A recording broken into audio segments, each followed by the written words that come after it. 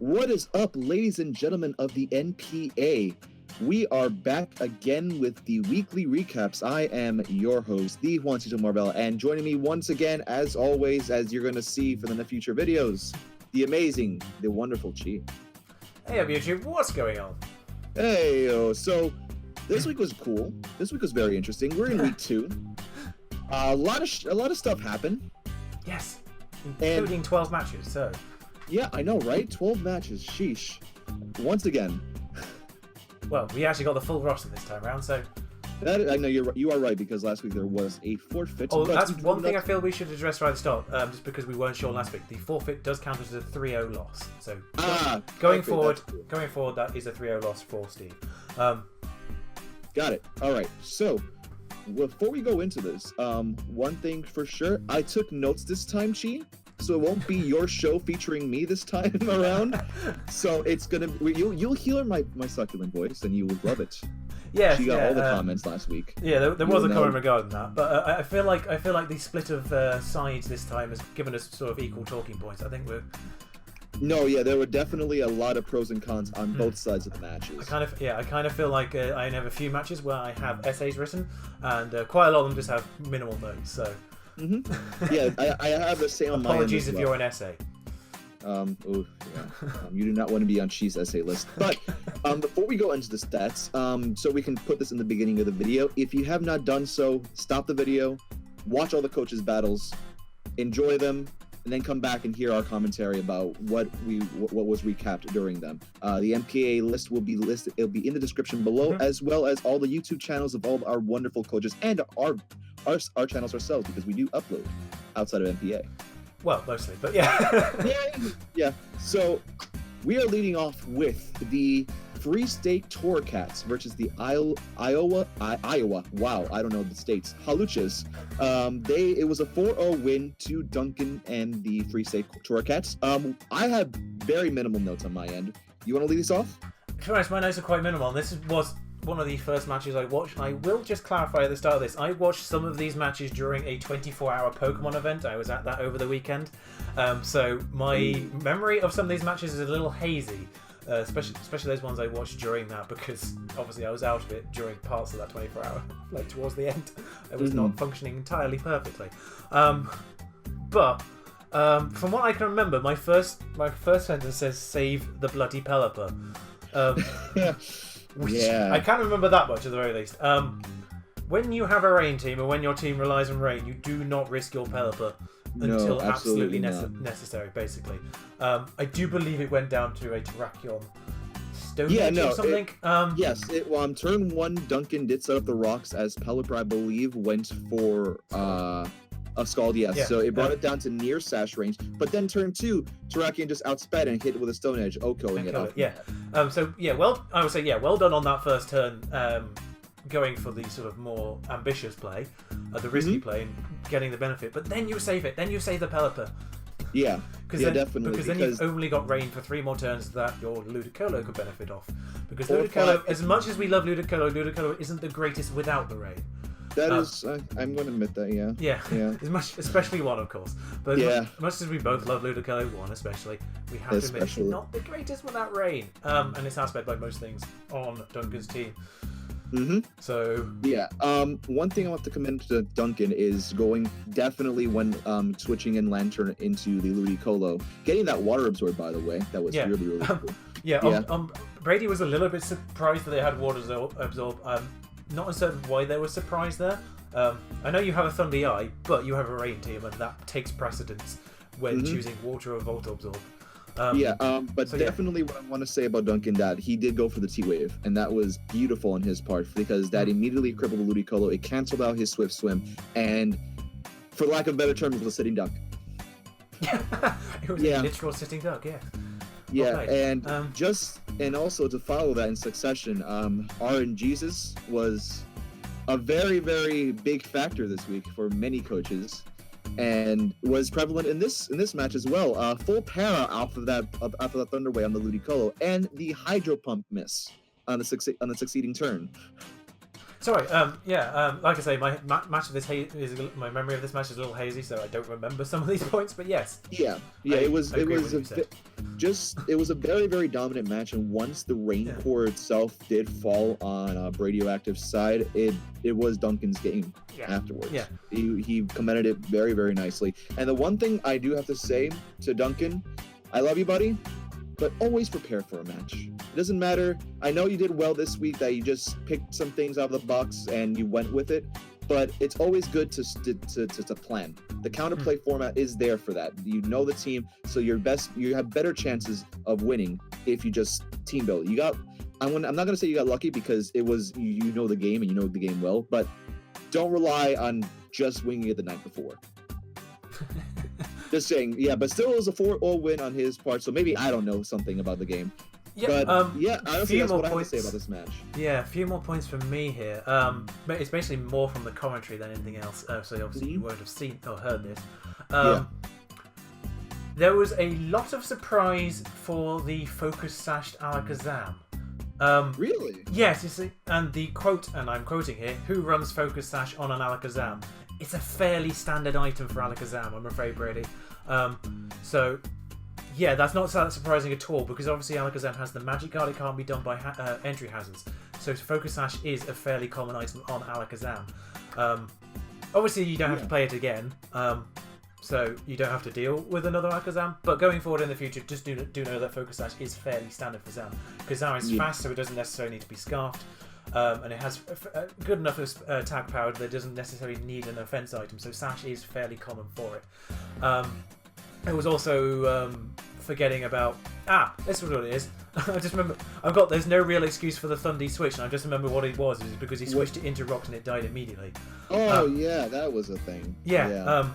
Because there was a YouTube comment, I remember there was a YouTube comment underneath that made a fair point. It said, make use of your bottom screen. If you can't remember if there's rocks or not, it does say on your bottom screen. Yes. Gen 7 is still new for a lot of people, and honestly, I forget the hell out of this. Yeah. But bottom screen right now has become so useful. It gives you the team, it gives you how much hazards are that, it gives you even stat boosts. Yes. So if you can't remember how far they've set up or how far you've set up, it also tells you that. But yes, it will tell you if there's rocks and hazards and things like that. So there isn't really an excuse for forgetting that anymore, but it is still earlier days, so... Yeah, with Gen 7, a little bit of leeway. Fairly brand new. Yeah. And the one last thing I want to mention about Duncan, also tying back to the prep thing, don't forget the typings, because Duncan on his side forgot that Bruxious was a water psychic type. Yeah, I remember that, because he used psychic move on the psychic type, yeah. Yeah, so he would have O-coded the Bruxious, saving actually the Alakazam to do more work. But the fact that he went for psychic instead of Shadow Ball O-coding the thing caused a little bit of differential sake, but again, that's what happens if you don't prep and you don't know to analyze the team. So yeah, I think that's good enough for this week, for this match at least. Nice easy 4-0 for Duncan there. Well, yeah, honestly, it was not an easy, but it was very well played. Straightforward, I mean, not easy. Yeah. Next up on the list, we have the Miami Dawn fans versus the Rochester Rhydons. As I switch over to the notes over here. No, it's not there. Let me see. It was... a 1-0. It was a 1-0 win to the Rhydons. And this was a game. This was a very, very nice... It was a very well-played game on... I know definitely on the Rhydons' part. Even though, in some instances... he could have preserved differential in some cases, but again, I'd rather get the win than get the differential at some point, because trying to play for differential causes losses more so than not. Yeah, especially when it's at this early stage of the season. It's always important to get those wins early on, and then if you're in a situation when you need to get differential later on, then that's when you can focus on the differential. But yeah, it's week 2, so just getting the win was crucial here. Yep. What I have to say about this, good job on finding out the Primate was Scarf, but I do not agree with sacking off the Mega Blastoise to find out for it. I have that, why in God's name was Blastoise's switch? And I actually put in brackets, Juan, help me here. No, yeah, definitely for the fact that I think he went in to take the hit, but as seeing that it did so much damage, he just let it go down to get the free switching into Galvantula. So that was his justification for doing that, but Mega Blastoise would have been so nice and towards the end of the game, since it was a nice wall to have and it still did enough damage. What were his last remaining 3 mons, I believe, against the world? He had on Donphan's side. Donphan's side.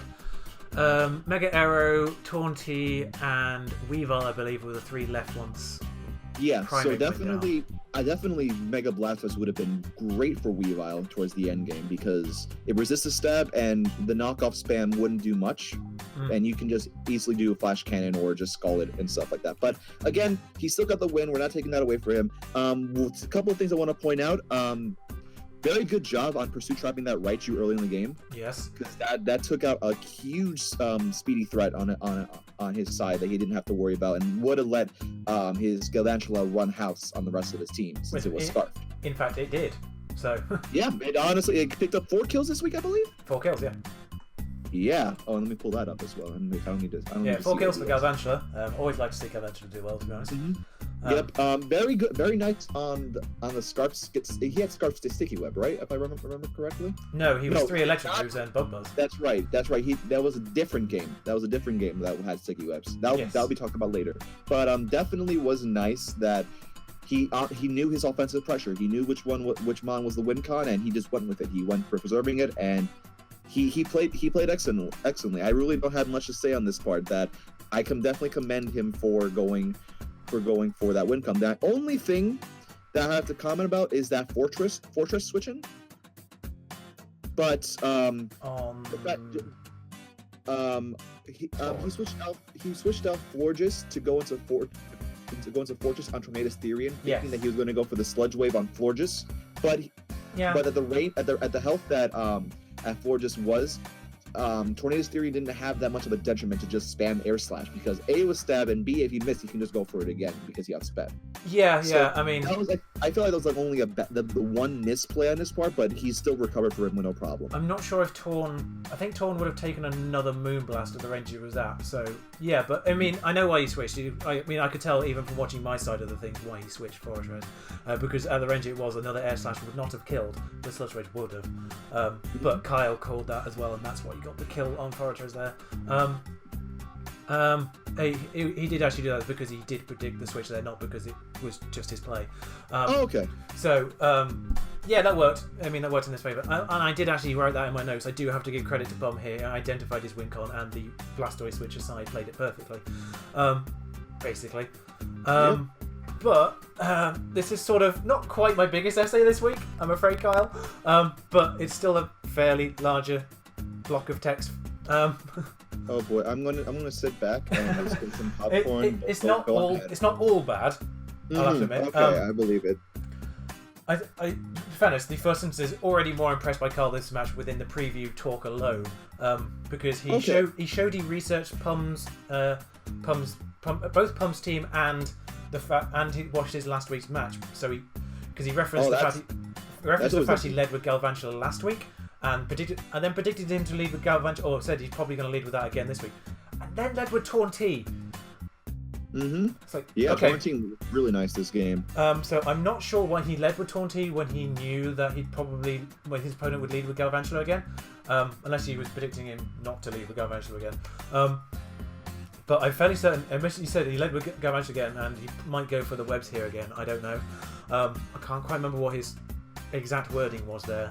But I was a little bit confused why he led with one of the Mons weak to Galvantula from the off. True. But anyway, okay, I see what you mean. Kyle did forget that Pursuit hits Volt Switch. Yes, that's one thing that's very very easy to forget, honestly, because we don't see it that often when it goes for it. But again, it's just you now know, and you'll never forget again. I do believe there was a Volt Switch on a U-turn last week, either here or in the GBA as well. So I think it was against a Victini switch. Maybe Victini U-turn. I can't remember if it was Victini here or Victini in the GBA. But I remember there was a Pursuit versus a Victini last week somewhere. So it did happen last week with a U-turn. So maybe he didn't watch that match. But he did address the fact like, oh damn, I can't believe I forgot that. So he was aware of it, just forgot. As we mentioned last week, we do forget these things.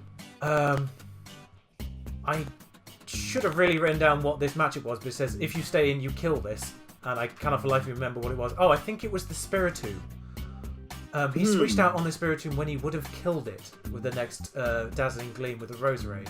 I don't know why he switched. Yeah. I'm not sure why he switched. He would have killed there. The fact he had HP Ground was a... Oh, you may not know this. He had HP Ground, not HP Fire.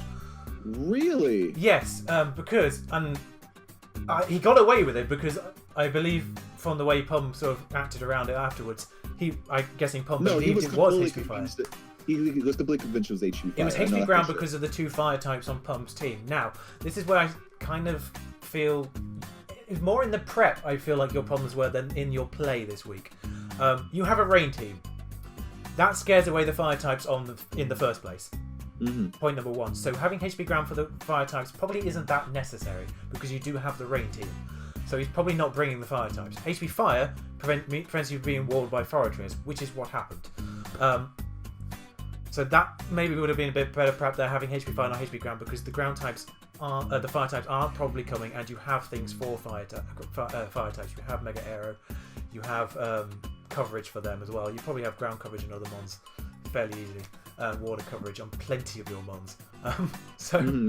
He's not bringing the fire types. If he does, it's a very bold thing to do because you have a rain team. And on the same tack here, Lightning Rod Raichu was your play this week. You don't have a ground type on your team. So that is the only thing that stops Galvantula running through what he would predict to be your rain team. Yeah, I wrote down over here that since I know I saw that it wasn't Lightning Rod Raichu, that it was maybe an E-Speed set? Was it an E-Speed set by any chance? It was because it wanted Surf for the Rhyperior. He wasn't bringing Rhyperior. You have a rain team. Yeah, and that's specifically static. That's right. I know it was like some sort of event Raichu, but I was assuming it was Extreme Speed because that would have helped him. No, it was in fact because he wanted Surf for the Rhyperior. Yeah, you have a rain team. Torn T gets grass coverage. Roserade had obviously his grass type. There's plenty of things that take on Rhyperior on your team. He wasn't bringing it, and of course you do have a rain team which boosts the water boost, which just kind of counteract its solid rock discourages anyway. Rhyperior from even being in existence. That's what we're trying to say. Yeah. He wasn't bringing that. It's nice to have coverage for it, but I think your Torn T had grass coverage anyway, so you could have relied on that probably. And just got away with a Lightning Rod because that would have stopped Galvantula running through your team like it did. But then again, in the course of the battle, what happened early on kind of made that point redundant anyway. So, there was the Galvantula versus whatever you switched out at that point. I can't remember what it was, but you kind of missed what move he went for and proceeded to go, it was a green move, therefore it wasn't electric. No. What? If you look at your team at that point, Roserade was down at that point, so it was Primeape, Mega Aero, Taunty, Raichu. I believe it was on the Primeape he went. It was the discharge against the Primeape which killed the Primeape. If you look at your team at that point, none of those 4 mons remaining resist electric. Of course it was an electric move. There was no reason to go for a grass move because 2 of them resist it because it does get Giga Drain. There was no reason to go for a grass move, so it wasn't grass move. There's no reason to go for the Bug Buzz because 2 of your mons also resist Bug because there's 2 flying types left. Yeah. Of course it was an electric move. So just look at your team, and if you miss something, you can probably work it out if you just sort of think about it a little bit longer. I know you're doing a live com, and that does kind of fry your brain a little bit, and people do. That's why I think post-coms are possibly better in that respect, because you kind of have more time to think in a post-com when you do post-com or post-live com. So I do understand that because I have done both, and I have done exactly the same thing. If you miss a move, you have to try and work out what it was. It was obviously an electric move at that point, just from your team that you had left. And then he switched in Mega Aero on it. So, but thank God, Mega Aero actually could actually take the discharge. If he'd gone for Thunder, that would have been a problem. But you went for discharge, and I'd count it afterwards. Discharge wouldn't have killed the Mega Aero, so that's why he switched out. Yeah, because I was surprised why he switched out, but then I counted it and I was like, it doesn't actually kill Mega Aero, so that's why he switched. Yeah, the reason why he went for discharge was because the fact that he knew that he didn't want to rely on that 91%. Yeah, that 91% of just missing. So I fully understand that. I missed 2 Thunders in my last 2 weeks of the PvP. Oh, wow. Okay. Yeah, both of them mattered. So, moving on from my flashbacks. PTC. Okay. PTSD. That's it. Yeah. But yeah, it was a very, very, very well played 101. I do have a couple more. I just have one more point. Actually, it's one more point because I've talked about the stuff afterwards already. there was a little bit of surprise that Kyron Black outsped. No, the Mega Arrow outsped the Kyron Black. The Mega Arrow had 0 speed in it, so okay. That, really? Okay. It was 0 speed. It had bulk on it, so it definitely would have died to the discharge either way. But Mega Arrow is base 150 speed. Base 95s cannot catch that, no matter how much speed investments you put into that. Anything under base 103 cannot outspeed 0 speed Arrow. 103 is the speed tie. Wow. Okay, so, that's good to know. Actually, I'm gonna mark precisely. I mean, yeah, that's what I mean. And I feel like I'm going to be saying this quite a lot. This recap. Learn your speed tiers. We said it last week. Learn your speed tiers. Put them in your prep if you have to. Put them on a prep document if you have to. Because you shouldn't have been surprised that you outsped Kyron Black with a Mega Arrow, even if it was zero speed. Because you do outspeed that by a clear 9 points. Even and also speed. just to let you all know, if anything, whenever you're doing these type of battles, always have Pokemon Showdown's damage calc on there, because that can also tell you what the speed. If you don't know off the top of your head what a speed tier is, you can just type it in. You can look up Kyron Black, you can look up Mega Arrow, and see with your investment against his investment. There we go. You know if you outspeed or not. Yeah. It does put it at the bottom, of course. So yeah. But at the very least, write down your speeds and then write down what speed numbers you actually have, and then just you can check. Does that outspeed during the match? You don't need to put yours in every time that way as well, so just write yours down. Okay. I agree with that. But that's it for me. It was kind of just sort of what we said there. It was just Pum saving his Galvantula when he needed to, bringing it in when he needed to, killing everything in front of him when he brought it in every time. So, yeah, it was very well played. There wasn't really a lot Kyle could do once Raichu went down, I feel. Especially without HP Fire on Roserade, because then you couldn't kill the Fortress with that. If he'd got rid of the Fortress earlier on, I think they might have been a slightly different situation. But we'll never know. So, yeah, very well played on Pum's side. It wasn't a bad game by Kyle. I will just stress that as well. I know I've talked a lot about it. I feel like it was more damage done by his prep than it was done by his play that match. He played quite well, in fairness. It was very skilled matchup on both ends, definitely. Yeah. And also I have to give him credit for not bringing rain, because I know I said last week the rain didn't really help you last week. Well, it didn't really help you this week either, and you realise that as well. So, you know, perhaps we're not bringing rain every week just because you can. Okay, that is very good on his part. Are we ready to move on? Yes, we are. All right then. So next up, we have the Hampshire Hunters versus the Seattle Staraptors. A 5-0 victory to Gearhart. Very, very. I commend him again for well played future sight. Yeah. I was kind of surprised he brought it again so soon. 2 weeks in a row. I love it. I was surprised he brought it again so soon, and then I checked the Haunters roster, and he has no Dark type. So it's like, that's why he brought it again. Because there's literally nothing that can switch in on it. Yeah, I was surprised to see it again so soon, but I understand why when I looked at the Pokemon list for Haunters. Yeah. I don't have a lot on this, to be honest. I just want to say that he just played very well for Gerhardt. That the Trick Room v Trick Room was very fun to watch. Yeah, I just put Trick Room, no Trick Room. That's it. Yeah, they both planned for Trick Room, and good job on the Hampshire on the Hunter's part for underspeeding a lot of the undersped Mons already.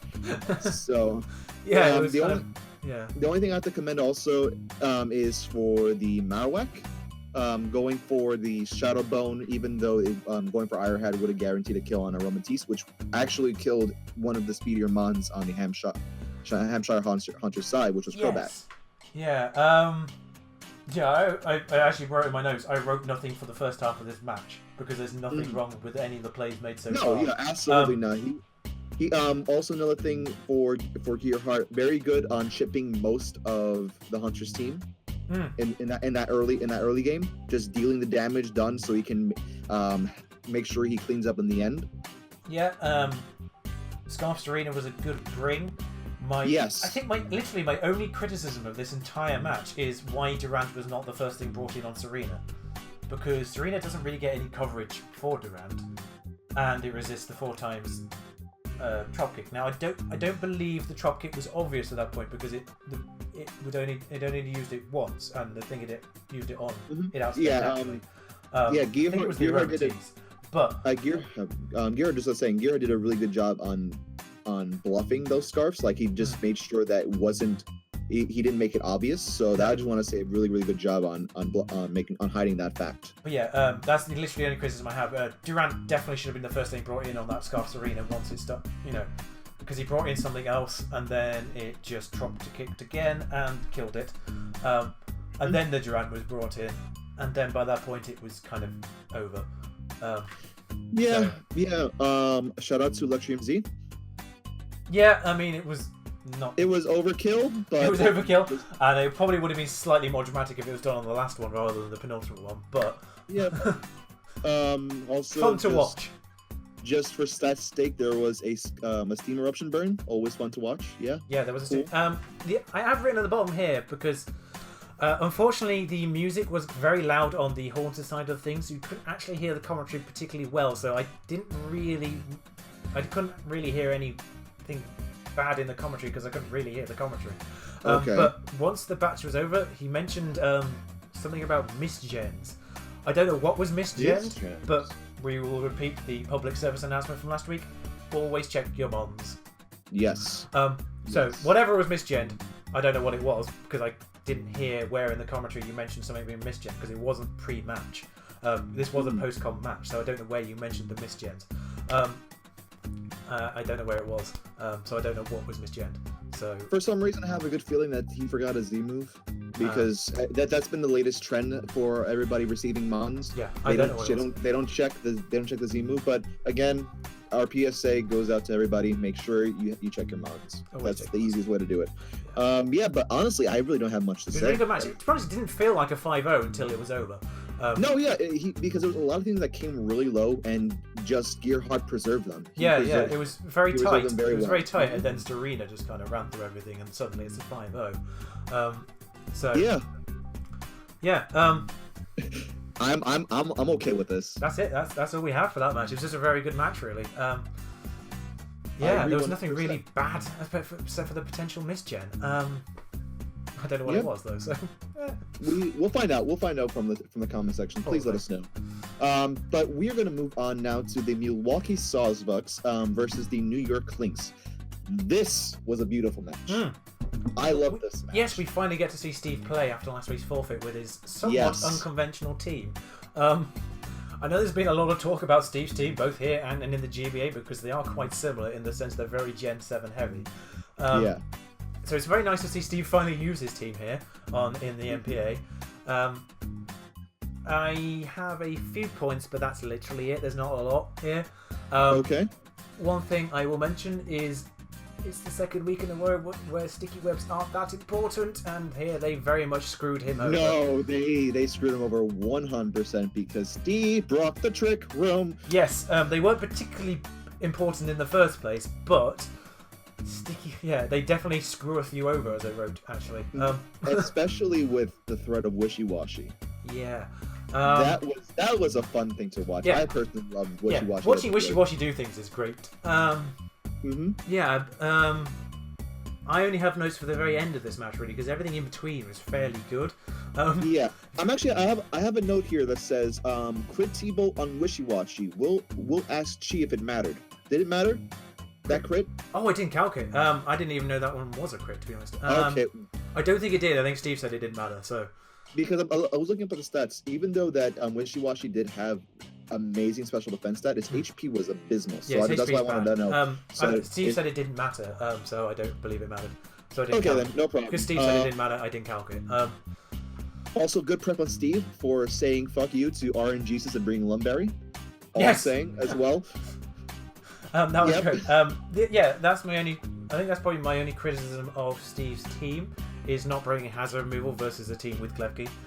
That's a very ballsy thing to do, and it nearly cost him because he couldn't switch the Glisspod in again at the end, but he got away with it. Oh my lord! But that Glisspod damage, though. Yes, he nearly got. Both sides nearly got away with things, and it was quite funny to watch. Because we're talking about endgame here. At the range Chimera was at the point the Celebi was switched in, as we saw on the following turn, first impression just killed it. Yeah. So there was no need to go into Celebi at that point to set up another trick room. That's where he went in, by the way. Okay, in case you were wondering why you would switch a Celebi onto a Chiron. He switched it in because he thought he could take it and then set up a trick room, and then it would be an easier time with the last 2 months. There was no need to do that because obviously first impression kills that Chiron, and then he only has the 1-mon left, which would have to lock himself into a move when you still have a Celebi and a Glycerpod, which cover each other nicely with resistances. So yeah, 1% couldn't take either out. So it could have been a lot safer, that end game, if you hadn't gone into Celebi for the trick room again. I know in the moment it's like, yes, I'll just do Celebi and that wins me the match. Apparently that crit might or might not have mattered. I'm not certain the ice beam crit. Yeah, that's another thing I wanted to find out as well, because in the comments underneath, someone posted the calc and it kind of said it didn't matter after 2 layers of spikes. So I'm not 100% certain because I don't know what the spreads were essentially on either both mons. But it might have mattered, might not have. The fake out crit possibly mattered more. Yeah, no, because I think it was for on C's end killing the mon. It needed to be a min roll, a more min roll to just kill. So he wasn't sure the crit actually mattered to ensure that kill. So like and very low end ones would have killed, right? Yeah. Yeah, on Steve's end, it had to be more towards a max roll. Yeah. So it was literally a game of just the random number, but those crits just ensured the kill. So I'm not sure 100% if the crits definitively mattered outside of that. Yeah, so it was a case of just, I don't know, it seemed like a very fast game because it was definitely live content. I swear it was still only about 20 minutes. It was a very what is it? It was a very fast, like you said, a very fast-paced game on both ends. That they knew what they were doing. They were confident in what they were playing. Yes, that quick play could lead to some sort of misplay. Like so I think, Celebi, but I think just like taking a little bit step back and just having a think about the end game a little bit more when you sort of realize you're getting towards the end game might have benefited Steve a little bit more in that case, because realizing Celebi didn't need to use the trick room at that point probably would have been definitely would have been way more beneficial in preserving differential, because it could have been a 3-0 if you just gone into Glycerpod straight off. Because then Blaziken would have to lock itself into a move, and then one of your 2 other mons probably could have switched in on that move.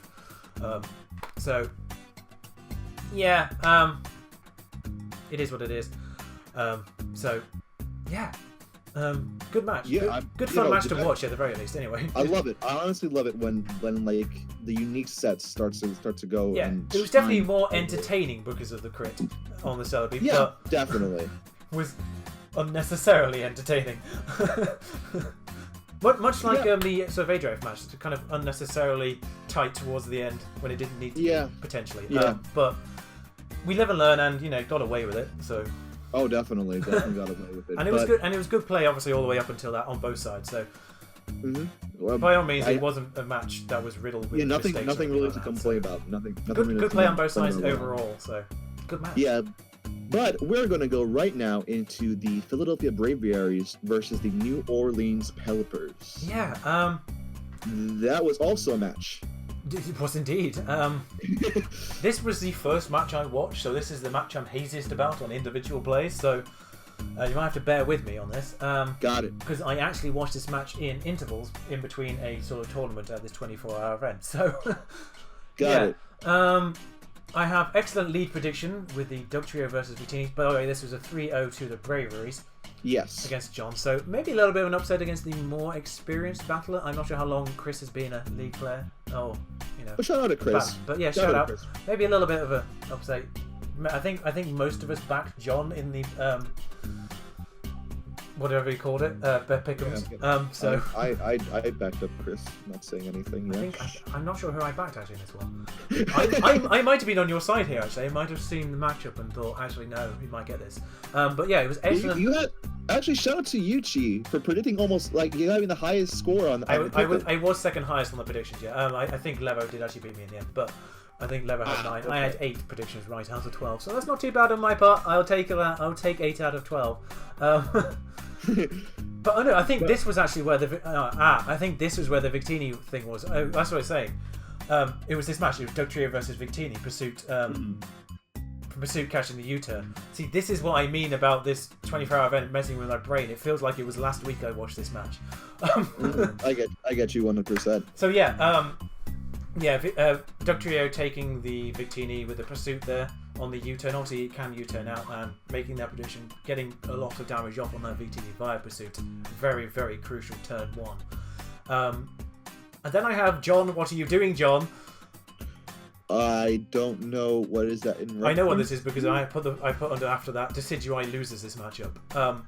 It was Scissor versus Decidueye. Decidueye trying to set up on the Scissor when Scissor just beats it. Oh, yeah. Yeah, it's like, what are you doing? It was kind of a war between Scissor and Decidueye. I think both had set up. I can't remember. But yeah, so Decidueye did have Swords Dance on him. Yeah. Decidueye was not doing enough damage to the Scissor for it to be setting up on the Scissor, and Scissor was beating it, like two-shotting it with Bug Bite. So that was not your time to be doing that, John. Hence, John, what are you doing, John? In my notes. I have to commend. Oh, go. No, that's my on that particular. That's me on that. Just want to say that good job with the Escavalier breaking that conditioning. That was happening. Meaning that like he was going for like the HP fire because he knew that Mega Scissor was going to be a switch in. But then he went for Mega Horn on the predicted Azelf switch in. Yeah, well played on that. I actually have. I put HP Fire Escavalier does a third. So it's like, yay, this is cool, and then realizing actually doesn't kill the Scissor anyway. But Mega Scissor, to be honest, has a good like bulk to it. It's got a good bulk on it, yeah. I was like, and does a third. Okay, so that's not two-shotting, so it doesn't outdo Roost. That's true. Maybe it wasn't that important, but it was kind of cool to watch because it doesn't outdo Roost, so nice to watch. Maybe we've been catching it later on, I don't know. Yeah, later on when it's more chipped down and maybe if it's chipped down you can catch it off guard later on or get it into a range that allows something to switch into it, you know. But, you know, fun to watch anyway. And then I've actually literally written in here, to be honest, I'm zoning out in the middle of this match because it was just very back and forth and just good predictions on both sides doing things. And then, there's a few zoning out in this middle of the match. There's a few Nature's Madnesses, there's a bit of chip damage here and there. So the middle was just very chippy in that regard. Like I say, there was a few Nature's Madness getting things down to half. A bit more chip damage here and there on both sides. And then I have the aforementioned ballsy switch into Azelf on Escavalier. Yeah. It was a very ballsy switch onto Escavalier.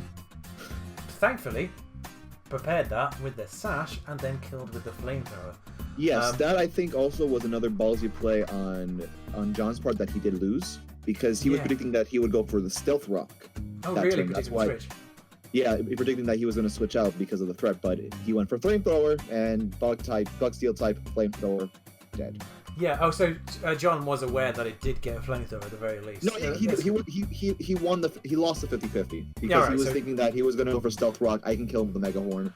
Oh, no, I mean, I know John's been around the block, but you do forget these things. I wasn't entirely certain if he just forgot it got Flamethrower. No, yeah, it was a 50-50 loss. It was 50-50 loss. Yeah. Righto. So he just lost that particular one, and in a way that might have been sort of the beginning of the end, I think.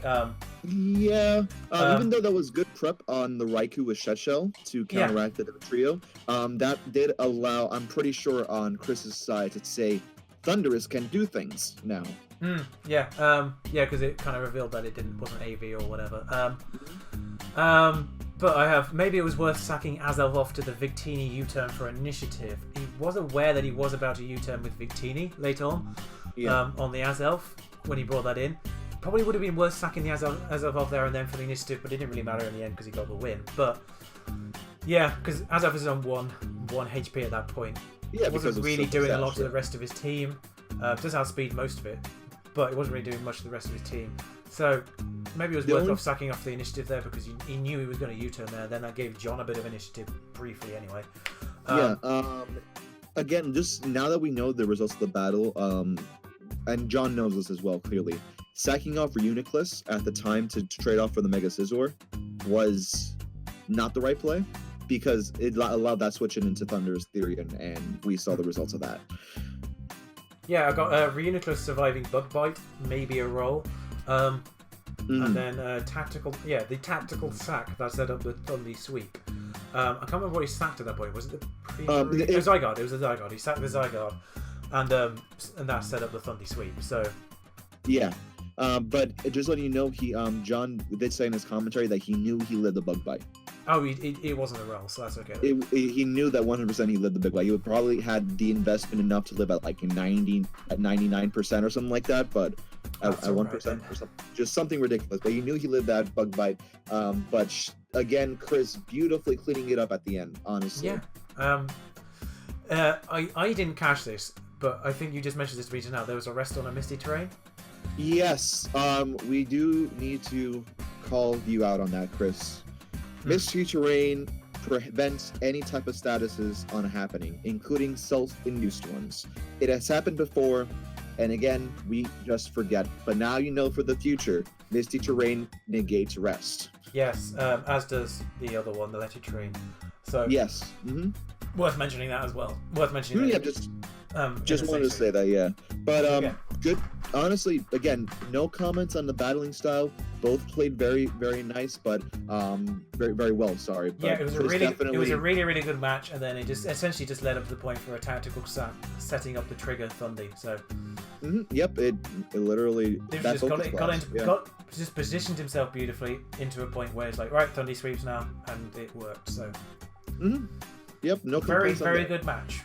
Definitely. And just a reminder, this was the 3-0 win to Chris on the Philadelphia Braveries. Yeah, very good match to watch if you haven't done so already. Oh yeah, please watch this match.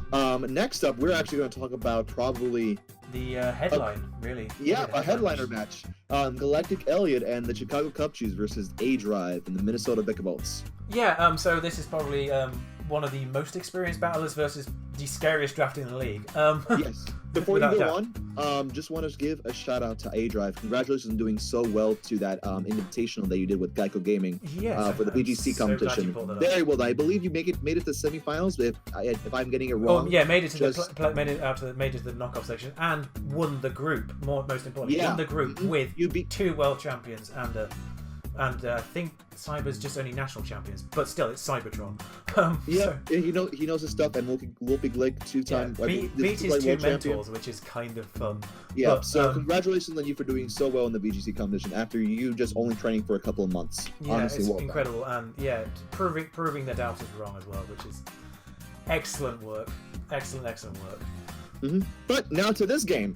Yes, where Dan didn't do quite so well. To be fair, it was a hard matchup. It was a hard matchup, but I feel like Dan didn't do the best prep. Maybe because he knew that. Maybe it was because of the invitational, prepping for that and all that jazz. Maybe just I know he has a lot on his plate at this point, so maybe his prep time wasn't as much as he'd like this week.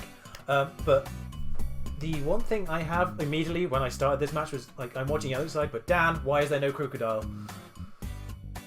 Real?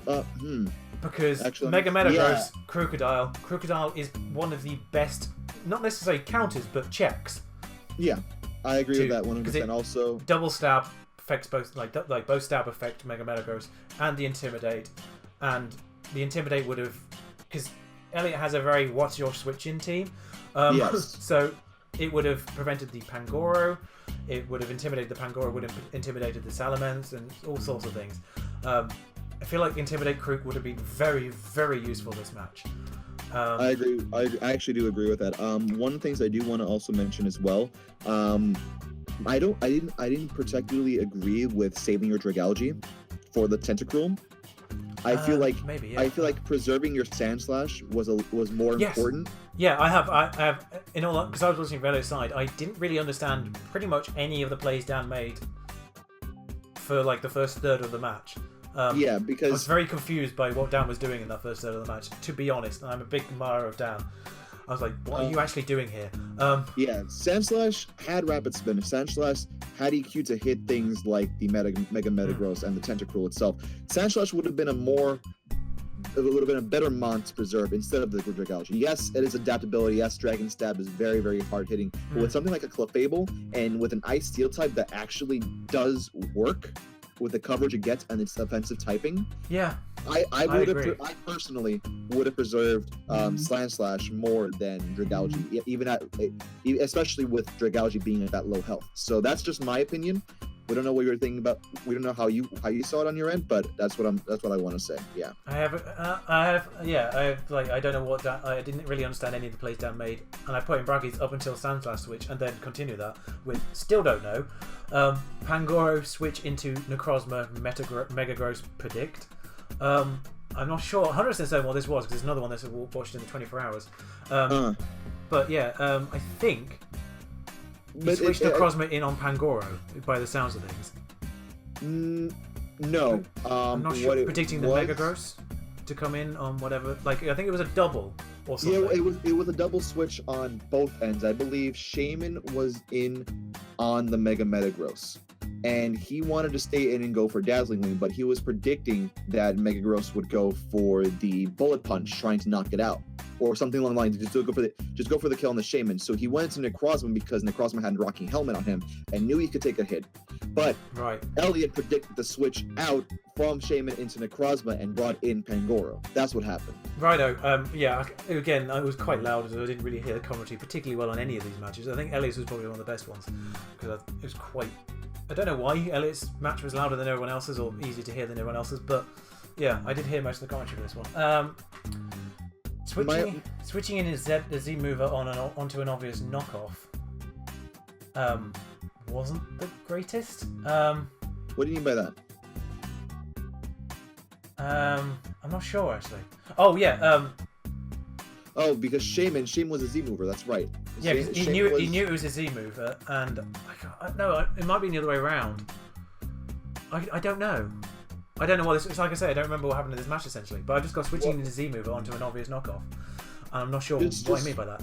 Okay, so if you can try to figure it out, I want to say that I think you could have used Infernape a little bit better. For the fact that you could have easily bluffed a Scarf on Infernape, or like give the offensive pressure into Infernape instead of switching always Necrozma, which gave him the free switch into. I believe what was it? It was like a Scarf Exploud or something like that. Yeah. Okay, so when one of your mons died, it was Scarf Exploud. You could have switched in Infernape to bluff the Scarf on Infernape to threaten out the Exploud instead of always going into Necrozma trying to take the hit, which allowed the free switch into Megoro. That was another criticism I had, that you could have used Infernape a little bit more offensively in that game as well. No, hang on. I think I just got a little bit. No, it's not on the previous point, but I do have further down in my notes. Excellent double into Pangoro. I think there was another instance of Necrozma switching in earlier on, or something switching in with Pangoro earlier on, where he predicted a Mega Gross. I'm not sure, and it didn't work out because it was in the first level. But yeah, I have a note for Elliot here. Mega Gross outspeeds Alolan Ninetales naturally. Yes, it does. So I'm not sure if he only had Bullet Punch for Steel Stab, or if he had like an Iron Head as well. So there was no need to actually Bullet Punch at that point. But that also did allow for the Ninetales to get the Aurora Veil up, which helped Dan a lot. So I don't know if he only had Bullet Punch or if he had further Steel Stab on that, which would have, Yeah, but there was also, again, early in the battle before the end game began, A-Drive did make a good switch on predicting the Pangoro switch and went into Shaman because Shaman had Dazzling Gleam as well. So maybe that was another thing that you were talking about as well with the knockoff or something like that? Not sure. To be honest, not sure that anything on this mode. And then later on, I'm guessing Dan had a fairy type in against Pangoro. Not a fairy type. Oh yeah, the Ninetales. Yeah, I think he had the Ninetales in on Pangoro. I think he switched in Ninetales on Pangoro after Pangoro killed something. And I'm not sure why, because Pangoro now gets Bullet Punch. I'm not sure if Dan forgot that Pangoro still got Bullet Punch. Or now gets Bullet Punch. But again, we're still learning about post-bank stuff as well, so he was... It happens. Well, it's not post-bank, it's new. It's Gen 7. It's his evolution move. Is it Gen 7 thing? Yeah, Pangoro getting Bullet Punch is brand new. It's his evolution move for Gen 7. Did not know that. Did not get that before, so I can only assume that's why Dan decided to go into Alolan Ninetales on the Pangoro, purely forgetting that it could kill it now. No, he didn't mention something about bullet punch, which because that's why I thought it always had bullet punch. But he was aware of those bullet punch, but he was just hoping that he didn't bring it basically. All right, so okay, then that makes a little bit more sense. They had something like gunk shot instead of bullet punch. Yeah, okay then. But no, yeah, it's gonna have bullet punch. It's 4 times weak to it. And it would still hit the /neutral, I guess. So. Yeah, but that's. And the last thing I want to say about this match, shout out to RNGesus. I didn't make any notes of RMG in this, so yeah, feel free. The gunk shot miss. Right. It was a 2 KO for Cliff Abel, and he missed his first gunk shot. If he would have landed both gunk shots, he would have had a better chance of coming into the game, because I believe what was left in that match after the Cliff Abel was the Salamence and the Mega Metagross. Yeah, well, I mean Mega Metagross, but yeah.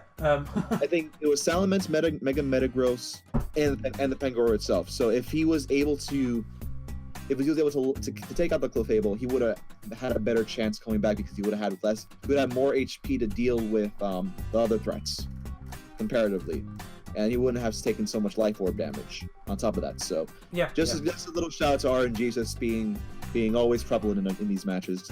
But in terms of gameplay, nothing wrong. Very, very well and experienced gameplay between. I'm not sure if Dan was just making. I don't know if Dan particularly was making any mistakes in the first half of that, or if Elliot purely had his number in that first third of the match. But yeah, it didn't seem like it was going Dan's way in that first third, at the very least.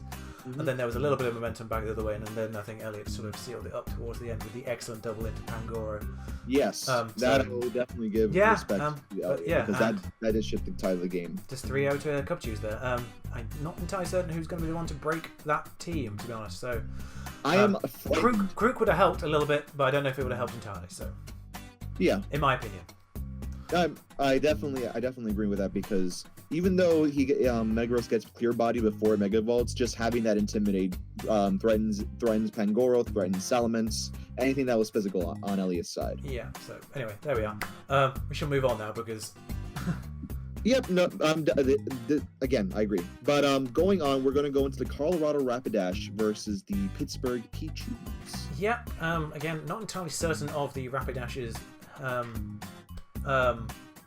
league history, as it were, but this was an upset, I believe, in terms of our predictions. Yeah. So I definitely would expect the Nexus to definitely take this win, but in the first few turns, that Mew scared the living Jesus out of Nexus. Yeah, I got great start claiming the Scissor. Yeah. So yeah, and I've got I wrote this sort of in real time. So why was the trick terrain extender?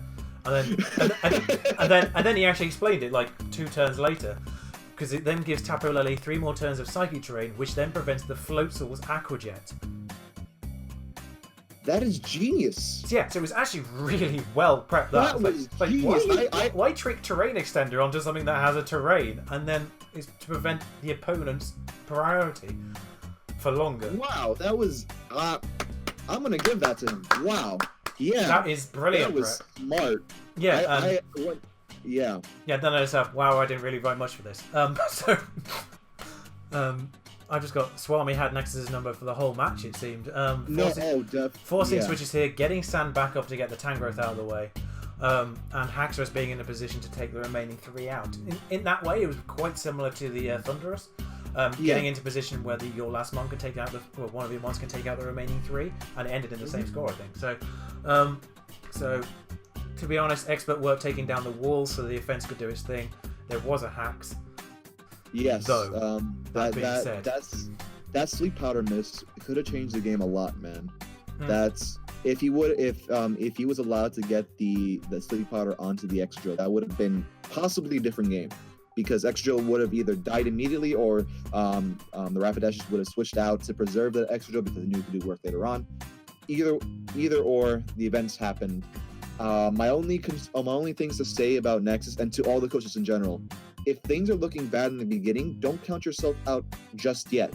Don't go into this negative mindset of, oh my god, I just lost this mon. I'm just gonna lose. I'm doomed to lose. Don't think like that. Play out the game. Think what you have.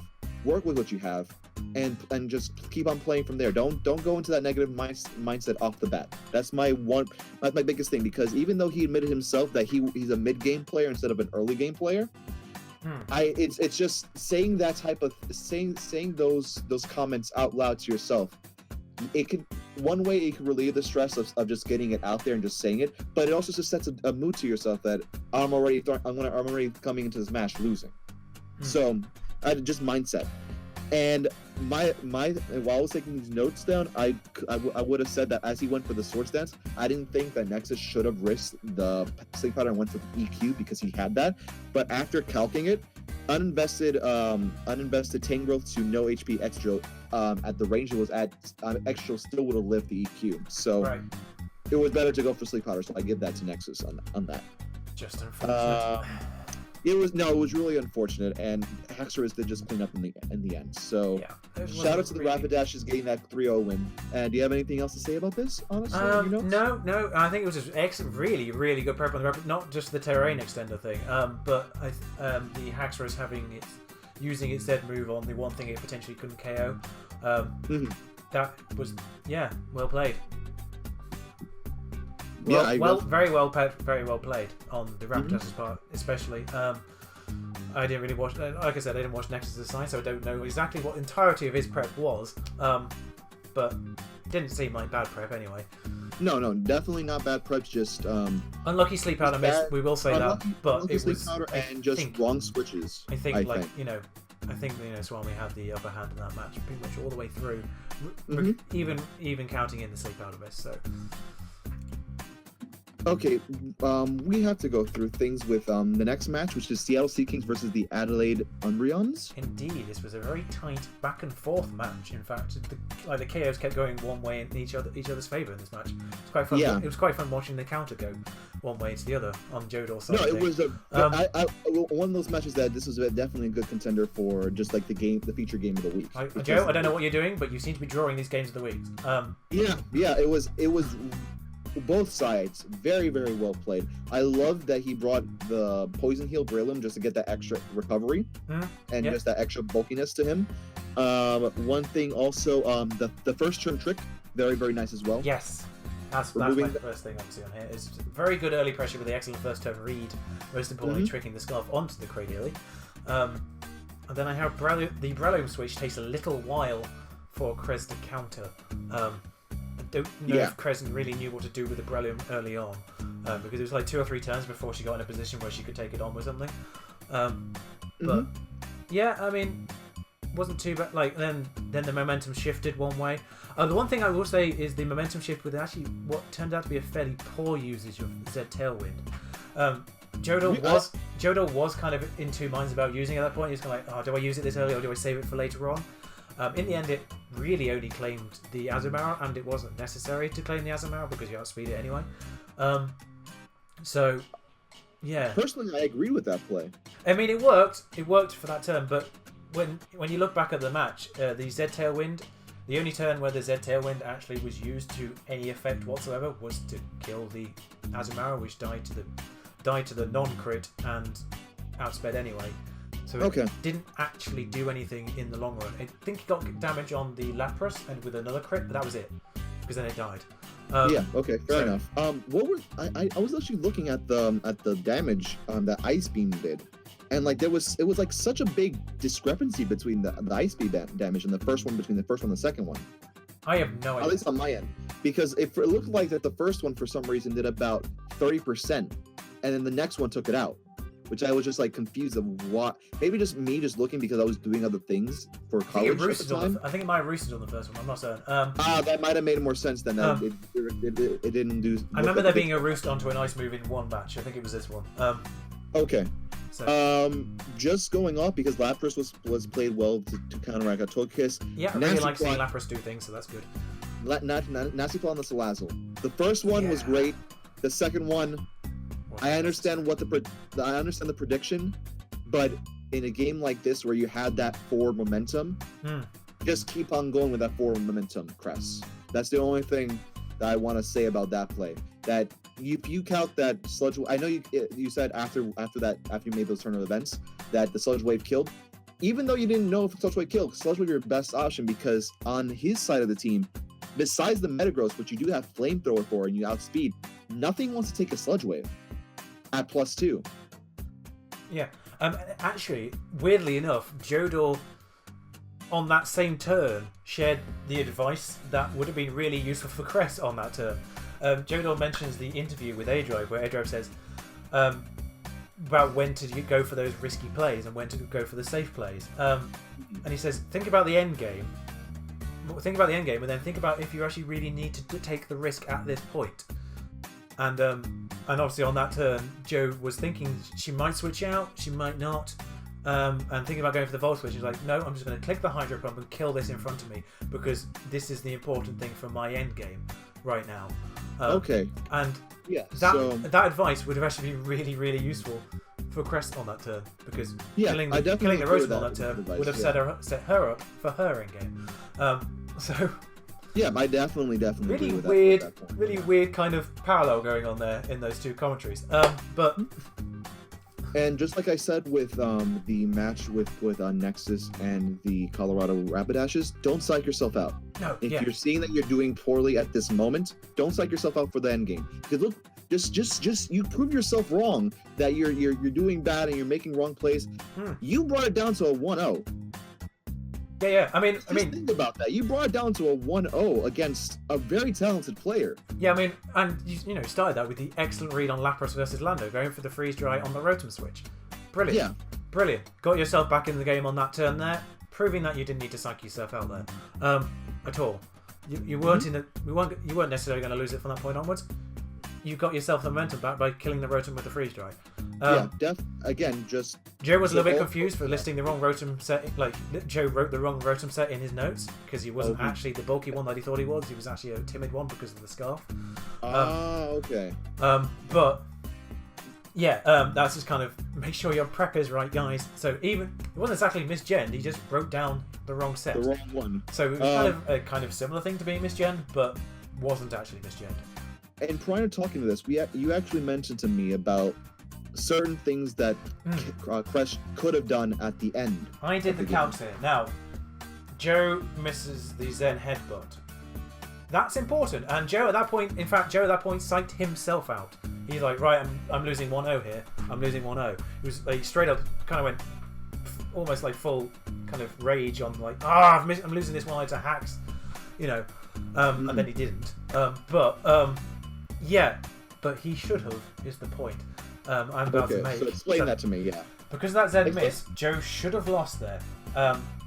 The Dragon Claw kills the Landorus from the range it was at. I calced it, or had more chance to kill it than the Dragon Claw had the chance to kill the Breloom. Because the Breloom 100% lived the Dragon Claw. As Joe himself put the calc up for the Breloom at the end because he was surprised he lived the Dragon Claw, and he put the calc up on the end of the match. He actually even calls Cress during the recording, like, oh really? What was your investment in that? Because I don't know how I lived that. He actually calls Cress up immediately in the video, which was quite funny. Which is quite funny. But no, he put the calc up at the very end, and it was guaranteed to survive. No matter what the investment was. It was like 0-0 Breloom survives a +1 Dragon Claw. Wow. So that is impressive. I think he had some HP. I'm not sure if he had any bulk investment, but I know it seemed like it was still a high roll, in fact, which made it look more dramatic than it was because the min roll was 75%.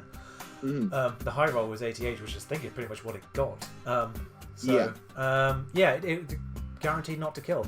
But the point is, the Dragon Claw at the very least had a chance because I think the Lando was only just in the green.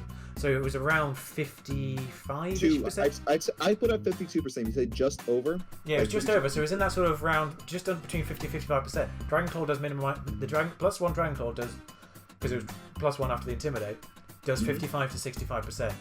There was no need to use the Z move on the Landorus. And then the Landorus, and then the Breloom would have died to the Z move. Guaranteed. So, yeah, I feel really bad for mentioning that because I don't want it to psych Cress out any more than it already has psyched her out. No, absolutely don't. It shouldn't because. But like I'm saying, these are the counts you make after the game. These are the counts you make after the game. And this is how you learn, and this is how you improve yourself. And Cress is an amazing battler. We saw last week how her prep with I personally still love Absorb Bulb Hoopa. Brilliant. Brought her back the game to the point where it went from a 4-0 win to a 2-0 win for Kelly. So just saying, it's not the team, it's the player, and absolutely don't psych yourself out. I absolutely believe there is a lot of potential with Cress. like you're improving every week, and it's only been 2 weeks. Yeah, so I 100% agree with that. And week one wasn't even bad anyway. Week one was impressive. Week one was impressive. Week 2 was even more impressive. So, you know, again, agree with you 100%. And we're gonna go on. Just to remind you, this is a 1-0 win to Jodor and the Seattle Seekings. But now we're gonna go on to the Los Angeles Landeresses and the Duke City Blades. I feel like you might have more of the commentary here because I have a lot of like, why has the opponent done this? I feel like you might have more of the talking points here. But I will start off with no, actually, I'll start off with Jerry's good points at the start, which kind of leads into a few question marks. Early rocks is useful versus a team with no removal. And useful power on Tauros with no way to remove it. So Yuxi in the first like 2 or 3 turns essentially just destroyed a lot of potential for the Doublades straight damage off. And it slowed down Mon that he needed to slow down. Yeah, because absolutely. Outside of the Jolteon, which can't get power to begin with, his team, I believe Exception, right? Yeah, Exception's team is slow. Yeah. So no, that's not the Doublades. It is Skylar. Oh, well, Skylar, I'm so sorry. I apologize for that. But definitely for both Skylar's team, Mega Venusaur, Heatran, Slowbro, and Palossand. Again, I know Palossand is immune as well, but outside of Jolteon, everything else is slow that he could have paralyzed. Yeah. So slowing down Tauros, especially since it was a Scarf Tauros, that was. Oh, was it Scarf? It was Scarf, yeah. All right, I didn't actually know because Jerry was. This is the only negative thing, and Jerry himself has realized things thanks to a YouTube commenter. But he was convinced all the way through it was banded Tauros because of the damage it was doing. No, it was doing the damage it was doing because it's sheer force. Yes, it was sheer force, and Body Slam does out. Yeah, a commentator pointed that out. I thought it might be Life Orb sheer force because I didn't watch it, but apparently it's Scarfed. I thought it might have been choice because it never switched up its moves, but I think that's why you thought it might have been banded because of the damage in it not switching its moves. But no, it's because of sheer force. But Jerry knows that now. A helpful YouTube commenter pointed that out, so he doesn't need to be told that anymore. That ruined one point I had to make. So yeah, thank you, commenter. Pretty much everything else. This was a very dominant game. Yeah, everything else I have is sort of questioning Skylar's plays, except for Jerry. Were you analytic? If you're watching this, were you analytic Starmie? Because if you are, I think you might have forgotten to factor that into the damage on Slowbro. Watching Skylar's video, yes, somebody did point out that the reason why Starmie did more damage on a switch out instead of like doing straight on was because Starmie was analytic. Yeah, because Jerry saw the damage that the Hydro Pump did to Slowbro when that switched in, and then he was like, well, another one takes this out. I think you might have forgotten analytic there. Just to point that out. Don't forget that analytic is a thing in future, because that is your mod and that will be happening quite a lot. Okay, so talking about Skylar really quickly on my end. Can I trigger you to start off with this point, actually? Yeah, let's talk to me. Okay, switching in Heatran on Amoonguss when you have nothing already asleep. Always scout for the spore is my advice. You cut out the end right there. Say that one more time. Switching in Heatran on the what? Switching in Heatran onto Amoonguss when you have nothing already asleep. Okay. Oh yeah, dear. That was always one of the things. Spore. Yeah. That was because after he was put to sleep, Heatran did nothing in the game. He was put in the back and he burned the one sleep turn, but that was only one sleep turn. And he tried switching and tried to go, but yeah, Amoonguss. This was a very status team. He got T-waved on his Tauros. The Heatran was put to sleep. Amoonguss got a poison on a sludge bomb on his Slowbro. Yeah. So I don't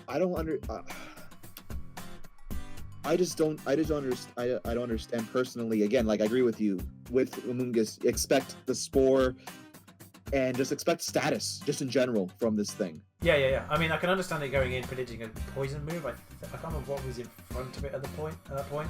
Might be in the paralyzed Tauros. I think he switched it in on the paralyzed Tauros. Yeah. And then, but at that point, your play would potentially be more Giga Drain to reserve your health. So either way, Venusaur is your switch in there, not And it's a free mega for Venusaur at that point, because Amoonguss can't really do much to Venusaur. Can't do much back either, but it is a free mega, and you get to scout for that spore. You get your thick fat, you get your bulkiness, and also again you do find out more about the opponent. Yeah, or if any of your mons happen to be safety goals. Yes. So always switching your spore counter on Amoonguss. Not necessarily always, but if you think it might have spore, or if it's a mon that does get spore, kind of scout for it if you can, and if you can, do that. Yeah. So going into right now into a little bit of lesson. I'm pretty sure you know about what conditioning is. I'm not. I think you've used it already in this thing, but yeah.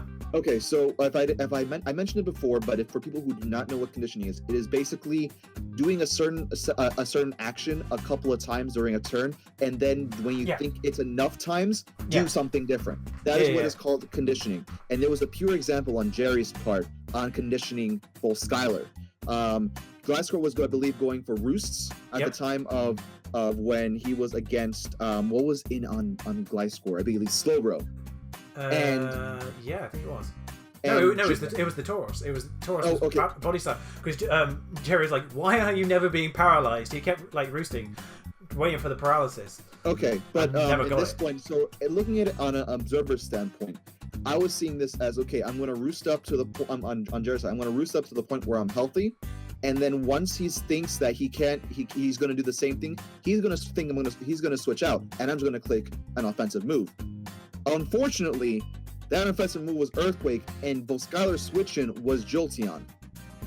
Yeah, I put, why Jolteon, why does your master hate you? Because there was a better, like, I mean, he still had Slowbro at that point. That was your switch-in.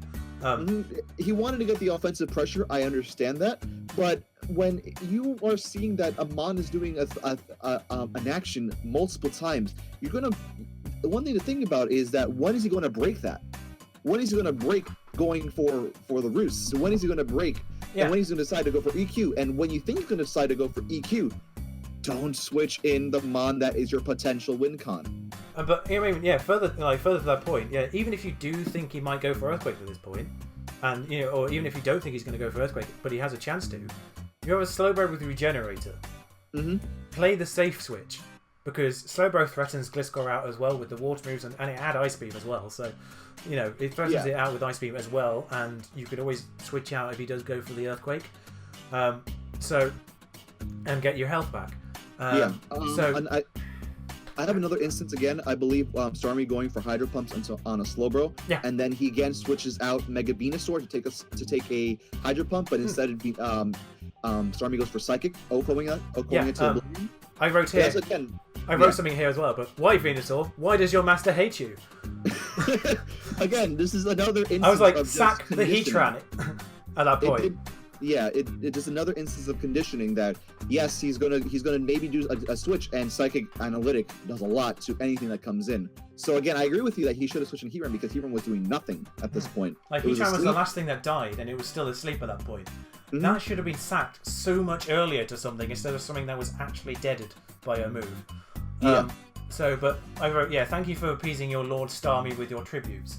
And also, I just do want to point out, Jerry was not at any all trying to disrespect you, trying to rub in that he was winning. The reason why was because I believe Starmie was at a point where 2 Life Orb Hydro Pumps would have killed itself. Yeah. Starmie, and then he proceeded to switch out into Tapu Koko. Do you remember this? Right. Yeah. Oh, yeah, the last two, yeah. Skylar did believe that he was just trying to rub it in that he was going to win. But no, I just want to point out, this is called preserving the differential. And he was predicting the slack off as well, so... Yeah, he was well aware of what was going on, and Tapu Koko, after knowing that Palo-san was dead, after knowing Mega Venusaur was dead, Tapu Koko just cleaned up the game, so why risk either Hydro misses or min rolls, max rolls when you can secure Tapu Koko? I'm not entirely certain if Starmie could even kill Slowbro at the range it was at. But Volscar was suspecting that he was going to go spamming Hydro Pumps until he died, and then bring the switch into something else. But he did not. He thought it was a disrespect from Jerry to bring Tapu Koko and in this case where it is a safe play to preserve your differential. Yeah, take it. Like, if it's a risk to preserve your differential, don't take it early on. Like we said with the Garbancho thing, there's no need to take a risk to save your differential. But when Tapu Koko was risk-free, go for it. Okay, and honestly, I think that's the only thing we have to say about that after that, because we just went Also, to there whole was the game. Dodgero in that match, by the way. It never saw the field. But yay for Dodgero being relevant again. Yeah. Just to say that, it's like I'm pleased to see Dodgero turning up to things these days. Even if it was never even seen in this particular match. But, you know, it was presumably there mainly for the Mega Venusaur, and when that went down, there was no real use for it. But... Yeah, but that nice was to see a Dodgero 5-0. turning up. Yeah, that was a 5-0 win to Jerry Oak and the Los Angeles Landerists. Next now up, we have the longest battle of the week. Yep. Thankfully, it was post-commed on T-Train's side. I don't know about you, Hump. No, it was also post-com on my side as well. Yay. But I've got... My first comment here is, what does Magina have to do, basically? Can you not be paralyzed? What is your luck? Yes, Magirna did full power Magina was twice. +3 or +4. Yeah, there was a lot of to and fro early on, and it got to the point where Magina could set up on things. And it got to +3 or 4, and then it was thunderwaved by the Rotom, and then proceeded to get paralyzed twice and died. So yeah, if it didn't get paralyzed, I think it might have swept. I'm not certain. Easily would have swept. I'm not sure if it was swept. I'm not sure if there was enough things that could have killed it. There was probably enough things that could have killed it with coverage, but it would have got like at least 1 or 2 or 3 things down, but like at least 2 things probably down before it went down. Before we're going to keep on going with this, just want to put on the spreadsheet. It does say a 5-2. Yes. There was a timeout in this. Yes, hence why we said the longest match of the week. But yeah, it was a 5-2 timeout. But still, T-Train did win this because of that 5-2. And yeah, and this is kind of what we were saying a little bit earlier, like about not psyching yourself out. Like Magina being paralyzed twice in a row and dying and not doing anything when it could have easily gone on a little mini sweep for the second week in a row. Let's not forget. It takes a lot of effort for that not to affect you. And major props for T-Train for keeping your head in the game, frankly, at that point, because I know I would have potentially maybe lost it a little bit at that point, going, really? Again? Yeah. But major props for staying in the game. Like, I don't think even in his post-com commentary it really mentioned it, it as a big deal, which is, you know, even more. Because like even in a post-com where you've had time to calm down as well, you're like, well, you know, but still that's really annoying. I do want to commend to T-Train. Go. That was it. Okay, I do want to commend to Leicester City for bringing the dual status Porygon 2, because it did help with whittling down some as well, such as the I'm not sure what he toxic, but I know he Thunder Waved the Volcarona, he Thunder Waved the Toxapex. The Toxapex, and also he toxic something else. I believe he toxic the Rotom. That's what it was.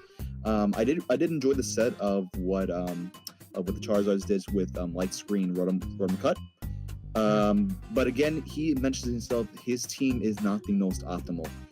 His team very easily loses to Electric Stab. So good prep on T-Train's part for bringing the Scarf Manectric, knowing this probably. I don't know if it was Scarfed or not, actually, to be honest. It mentioned in this because he was a Scarfed 2 cannon that would have outsped Manectric. Oh, in that case he was Scarfed then. Yeah.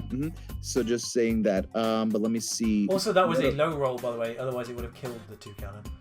But I don't know if 2 cannon had HP then if it was Scarfed. It might have had a little bit of HP investment that might have made it slightly less roll. But apparently it was a roll to survive that electric hit in the first place. So, yeah. Okay. Like, T-Train's luck is terrible. No, he did have the investment for that. I remember he said, "I know I can take it switching in, but I knew I can outspeed." So something along those lines. Fair enough. But yeah, major props for keeping your head in the game after the Magina, especially, and then recognizing the timer may become a factor, and then prioritizing getting ahead. Yeah, at that point, like, realize the time was coming down. Like, I need to get a couple of KOs here, and then did so, and then kept sort of the advantage. Yeah, kept it going, and I don't really have much to say to this, except that the Charizards do expect to do trades coming in the coming weeks. So he's gonna fix his team as much as possible because he was doing his team building in a rush. But I'm waiting for that. I'm waiting for you to show your true potential, and I can't wait to see that. Yeah. Yep. So that's basically it. Very good game. Very good game. Good one to check out as well if you haven't checked either out, especially as both the post-com, so you won't be watching an hour's worth of battle. So it was a timeout, but both are post-com, so you can watch both sides and still have time to spare compared to the actual time length of the battle. You'll be also pleased to know there's only 2 more matches for us to go through because we are actually getting on quite a bit. Yes. And the penultimate match that we talk about is the Orlando Magikarps versus Tampa Bay Luxrays, which is Exception. Yes, there we go. That's Magikarps coached by Choice Specs, of course. Choice Specs had a good battle last week, getting the game of the week against Jodor. And I was very impressed last week. I'm not going to lie, slightly less impressed this week. It's unfortunate. I just want to say off the bat, unfortunate freeze hacks. Again, freeze twice in a row. Right out of the gate. Yeah, it's kind of weird that these 2 matches directly above each other in our notes had exactly the same hacks happen in exactly the same way. So yeah, the sort of the McGinnis getting paralysed 2 weeks in a row in the game previous match, and then the McGinnis being paralysed. Oh, paralysed. That's 2 weeks in a row in the previous game, and then Choice Specs being frozen twice in a row. Move over Raikou, there's a new man in town. Yes, there is. So someone gets frozen even more than you do. That is a talk in itself, yeah. Yeah, a great start for the Magikarps getting into the actual match. No, yeah, definitely he had a very good front foot forward. Yeah, great start. As Exception didn't really seem to know what to do with the Mandibuzz before it got frozen. Yeah, he just kept on clicking Ice Beam, but that was, again, I would say, good switching on Exception's part for the knockoff. Yeah, doing that justified boost, but not. Yeah, I have. It. I'm guessing there was a U-turn prediction. Otherwise, Absol is a switch off into knockoff. There was something earlier on. Yeah, the early Mandibuzz dealing.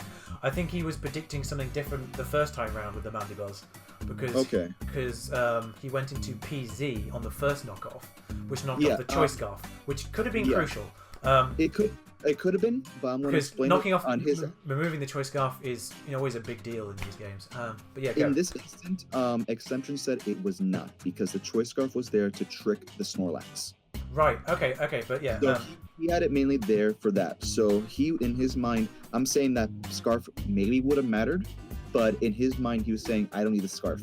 It actually benefits me more to switch up the moves. So he was completely comfortable with that. Was he predicting the knockoff or was he predicting the U-turn? Do you know that? He was predicting the knockoff, but he knew that PZ was in his mind, didn't need the Choice Scarf. So he said, I can make an offensive switch into PZ and not worry about it. I was going to say, because Absol is the bona fide switch into the knockoff there. But absolutely, yeah. But again, he wanted that to flip his move. Fair enough. That's okay then. And then eventually a little bit around, then he got frozen and eventually later on. But before that, we had the actual Absol did eventually switch in onto a knockoff. Yes. And got the justified boost. Now, on my side of the things, Choice, you had a good match last week. You forgot about the Scold thawing things out last week, but you remembered it afterwards. The commentary here, and I quoted the commentary here because it's important because there's like two or three things wrong with this sentence. I'm going to it was foul play. Sorry, it was the foul play. I'm going to foul play again on the Absol. I know I'll be giving it another attack boost, but maybe I can outspeed it with something else. Okay, number 1, don't click foul play. Number 2, it won't be giving it another attack boost because it will mega and won't have justified. And number 3, you should know for sure if something can outspeed. Another instance? Yeah. Learn speed tiers, people. Because maybe I can outspeed. You should know for sure you can outspeed because it's a Mega Absol and they are threatening if you can't outspeed it. That sentence was troubling in many ways at that point. But then the freeze happened and that shifted the momentum entirely. Personally, I did love Exception's use of Dust Noir finding out the move set and then the move sets, but the item sets for the moms as well. Yeah, just frisking all over the place. Frisk is very much an underrated ability in League format. People seem to forget about how important Frisk is. I believe in the turn 1, it was Dust Noir versus Dragonite, and seeing that was leftovers. Good is not weakness policy. Good is not choice ban. I can deal with this. Then later on in the game, I believe it was a Mismagic switching, or either Mismagic or Gardevoir that figured out, okay, this is Choice Scarf, or this is not that type of set. So I do think it was a Mismagic because Gardevoir was not scarfed. Okay, so yeah, but it was like, okay, I really do commend him for using the fullness of Frisk. Yeah, and that's a good segue into my next point, actually, because I wrote down here, your play was Bluff Scarf Gardevoir, which, you know, it wasn't Scarf Gardevoir, so that's how I know it wasn't. I think it wasn't anyway. But we have the Mega Absol in on your Scolipede. The Sucker Punch, I think it was the first Sucker Punch did over half. Yes. Or something did over half, and then it's like, goes for Sucker Punch, will that kill? Do the calc! Do not risk a win con. Yeah. And if you're predicting definitely... if you're predicting for the Sucker Punch, then you actually kind of have a free switch there as well. But you, of course, you also have Baton Pass. Now, this is something I had to ask this because it was important to understand the mindset for this play. I asked Choice Space directly. Why did you not Baton Pass when you had this? Because it had a couple of turns of speed at that point, so it was +2 speed, so everything pretty much you could have switched into would have outsped the Absol. Yeah. So, like, why didn't you go into Gardevoir there? Why didn't you just Baton Pass into the Gardevoir predicting the Sucker Punch? Because that would be completely safe. I don't think anything would have killed it at that point anyway. Yeah. And also would have secured not the Sucker Punch kill as well. Yeah, I don't think a Sucker Punch would have killed the Gardevoir, because then you would have been forced to attack. With the Gardevoir, apparently Speed Boost Baton Pass is banned. I don't know why, but it is. So if any viewers had the same questions, that's why that happened. But once something went down, I think your play actually there to be honest would have been just sack the Scolipede if you couldn't Baton Pass things. Yes. But your play afterwards, because something else died directly after that, your play afterwards was to bluff a Scarf Gardevoir. Just to threaten out the... Just bluff your Scarf Gardevoir at that point, because Scarf and Gardevoir is a fairly common thing in League format. It's not like unheard of. So bluffing the Scarf Gardevoir would have forced the Absol out. But went for the Slowbro, which was an interesting thing to go for, considering that it can't kill Mega Absol, and Absol definitely does kill with 2 hits. Yes, especially with that +1 still at that point. +1, yeah, because it was using the Sucker Punch at that point, I think, so it was benefiting from the +1. Whereas the rest of the coverage was special. Oh, other thing, don't be surprised that it has Ice Beam, because he was surprised when he went for the Ice Beam. Oh, really? Okay. You have a Dragonite. Ice coverage is expected on it, pretty much most things. So yeah, just going quickly back to that point. But yeah, you bluff the Gardevoir. Don't either bluff the Gardevoir or do what you did the following and go for the E-Speed, because either bluffing Scarf Gardevoir or going into Dragonite afterwards was your play there, because E-Speed out-prioritizes Sucker Punch, I believe.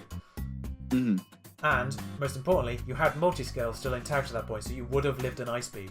Because that's on the special side, so that wasn't boosted. So you would have lived the Ice Beam because of the Multiscale. So, either way, you would have got 2 E-Speeds off at that point. So, Gardevoir or Dragonite was your switch in there, I believe, personally. You kind of just sacked off Mega Bro needlessly there. But... you know, is a bit. There was also a question after the... oh yeah, you were questioning what to go into after the Mega Slowbro, which is when he did then go into the Extreme Speed to finish it off. Because Mega Slowbro did get some damage off, and then E-Speed was enough to finish it off at that point. But there was questions into that point where you were going, I could go into Miss Majors here, it's Scarf. Like, no, you can't, it's weak to Dark and it has Sucker Punch. Like, no, it doesn't matter if you have speed. He has Sucker Punch. Yeah, but thankfully, he avoided that after going after something else discouraged him from going into Miss Majors there. That wasn't the reason for not going in Miss Majors there, because it would have died. Is the reason? Yeah, another one would have been died as well. I kind of phased out for a little bit. Yeah, I'm actually going to phase in really quickly on the fact that. Exception did have the win towards the end when it was just only Dragonite, and my only concern is do not go for the meme when you can get the win. Oh, what was the meme? Sorry. The Focus Punch on a Dragonite. Yes. That was very, very scary, because the Dragonite was still going for the Dragon Dances. Yeah. Dragonite could have easily lived a Z Focus Punch, and honestly could have just started spamming dragon moves on you. So that was my only big worry on that. But luckily, again, the Dragon Knight decided to go for the +2, and you just went for haze afterwards. Yeah, that's what. So it wasn't you. You didn't get punished for it, but just be careful. Just be careful, please. Yeah. Because that game could have been turned around a little bit, and the Retribution would have went down a lot if you would have if you went for the attack instead of the +2. Yeah, I wrote down that a little bit towards myself. I'm not sure why you were surprised you lived the resisted all-out pummeling, because he was a little bit surprised he survived it. He also had, if he had Ice Punch, he would have used it. That is true as well. Yeah. But yeah, I also have as well slightly earlier on. I think it was the Mid Mages again. It's like he's going for Shadow Ball. That's going to murder me. Sounded surprised by that. I'm not sure if it was surprised that it had Shadow Ball, or surprised that it's going to do damage to Mid Mages. But I think it was surprised that it had Shadow Ball. But I'm not sure what it had the Shadow Ball now, because this was one of the first ones I watched as well. Yeah, and then he said I could have gone for Nasty Plot, like lamenting the fact he could have gone for Nasty Plot there because it didn't kill him. Do the calcs. Yeah. If you can maybe get some control back by going for Nasty Plot and taking a couple of mons out, do the calcs. Like find out if you can survive it and do the calc. And then you could have done the Nasty Plot, and then you could have run through his team a little bit more. I don't know if he would have got him the win. I don't think it probably would have, but it would have brought up the differential to a lower point. Would have brought it down. Not necessarily, but it was a 3-0 in the end, so it could have at the very least made it a very tight match towards the end. Yes, definitely agree with that. Do the calcs. I can't be Scarf. I can't be Scarf with Reggie because it had Nasty Plot. I don't know if he actually even had a Scarf, to be honest. I remember it was Dust Noir switching in and noticing. Maybe God of War was Scarfed then. Maybe God of War was Scarfed. I don't know, but that was your play then, if it was Scarfed. But yeah, that's pretty much it. We're going to go now to the final game that we're going to analyze right now. You're welcome. We talked a lot in this session. You see, when I decide to talk, it actually extends things. But we're going to go analyze now the Waterloo Sawsbucks, Old School Sin versus Maryland Terrapins, coached by Under the Radar. Yeah. That was a 1-0 win to the Maryland Terrapins as well. Yeah, I have actually...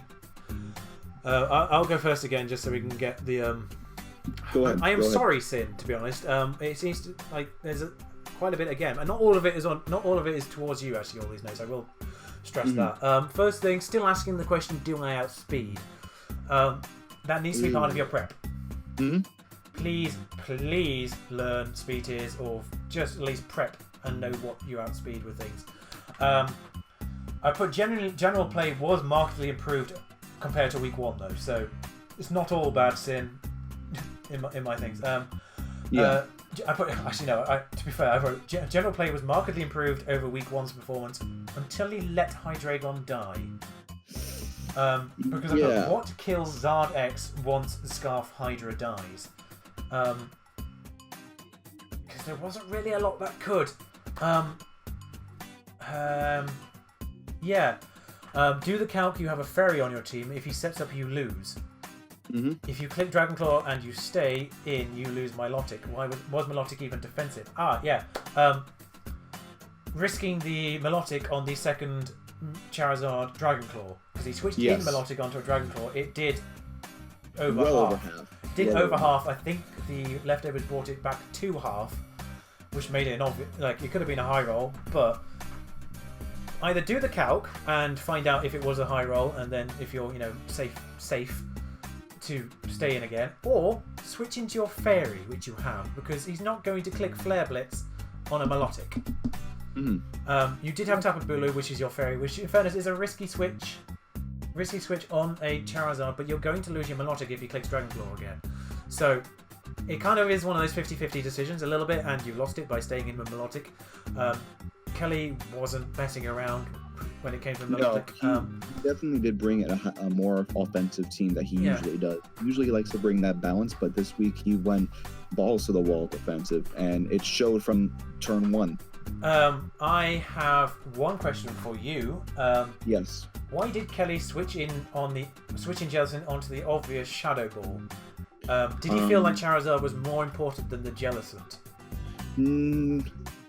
At that point, he was deciding, okay, I win with Nidoqueen. Right. So he was on the play of I need to preserve Nidoqueen. I actually didn't make notes about that because he was just making good.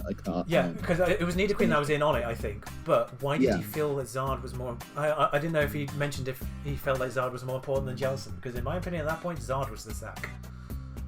He felt like Jellicent did his job and that he didn't need anymore, and he felt like Star X could do more. But when it was near the end game, he realized that Nidoqueen was his win con, so he was making sure he preserved that and getting the HP back with Black Sludge to live. He was making sure he lived Chandelure Psychic so he can KO it back. That's what I was thinking. That's why I believe that Jellicent was more important than Zard at that point, because Jellicent was full health before it switched in. Chandelure could not lock itself into Psychic if Nidoqueen and Jellicent were still around. Mm-hmm. Chandelure could lock itself into Psychic if Nidoqueen and Zard were still around, because Zard was too weak to take even a Psychic at that point. And frankly, Kelly should have lost. He should have, but Kelly should have lost because Sin went for the wrong move on Chandelure. For some reason, when two Psychics finished the game in your favour, locked himself into Shadow Ball.